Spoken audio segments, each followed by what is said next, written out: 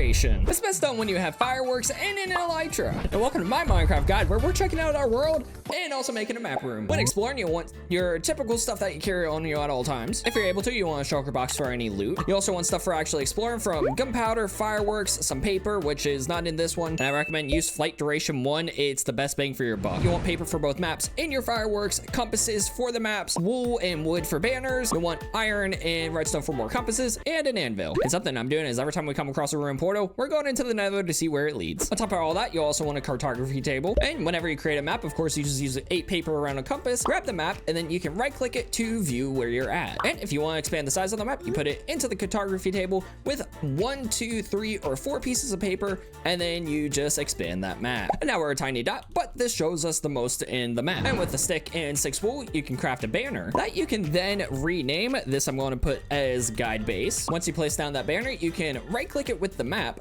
and it shows up as a waypoint. And for the map, you can also name them. I'm experimenting with a naming scheme where left 0, up 0, right 0, down 0 means it's the center of the map. And what you do is hold the map in your offhand and you just start flying with the elytra to fill in the map. And what I recommend is doing a down roughly 45-degree angle and up a 45-degree angle to get the furthest distance with the elytra. As of 1.21.5, something else I recommend doing is crafting a lodestone, place it somewhere at your home base, right clicking it with a compass, and now you have a way to get back home if you lose your maps, which we all know I am really good at getting lost. And as we fly, we can go between first person and third person. That way, 1, we make sure we don't hit the ground, and 2, whenever we get to the edge of the map, we just head over to the next section, and once we enter new territory, we just start following the flying pattern again. And like I said, every time I come across a ruined portal, I plan to light it. Also, around these portals, I'll grab any extra obsidian so that way we can build more portals down the line. Now, is this necessary? Absolutely not. I think it'll just be really cool to go around our world and just see all those portals lit.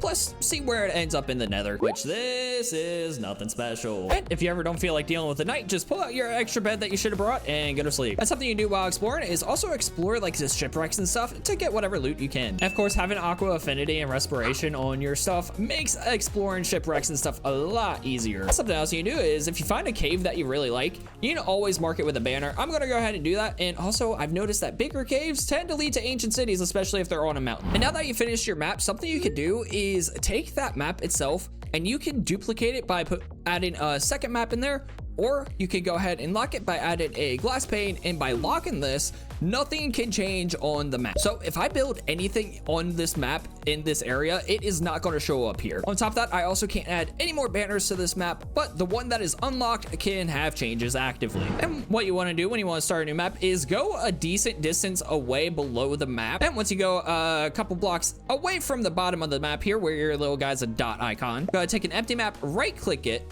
and you should have a new map that takes you onto a new portion of land. Do keep in mind, if you do it too close to the bottom of your first map, then it's just going to make a copy of the first map. And even when you don't have the maps fully done, you need a map room, which for mine, I'm doing a very similar design to what I did for my egg trophy room. Tutorials for Japanese builds linked in the description down below. I've done plenty of them, so I'm just going to build this. And after landscaping and finishing the build, it looks amazing. And for the landscaping, I have a short link down below with the build ideas that shows how I did the landscape. Now all I gotta do is fill in the floor with maps, which I'll be doing in live streams. So if you want to join live streams, go subscribe and hit the bell notification button. I'm streaming Wednesday mornings, Friday mornings, and Saturday afternoons. That's Eastern time, around like 12 a.m. for the mornings, and then like noon Eastern time for Saturday. But yeah, here's the build completely shrouded by cherry grove trees. So let me know what you think of the build. Comment down below your thoughts and what I could have done different, and let me know other ideas you have for guide episodes. I also now have channel memberships where you'll be able to view the videos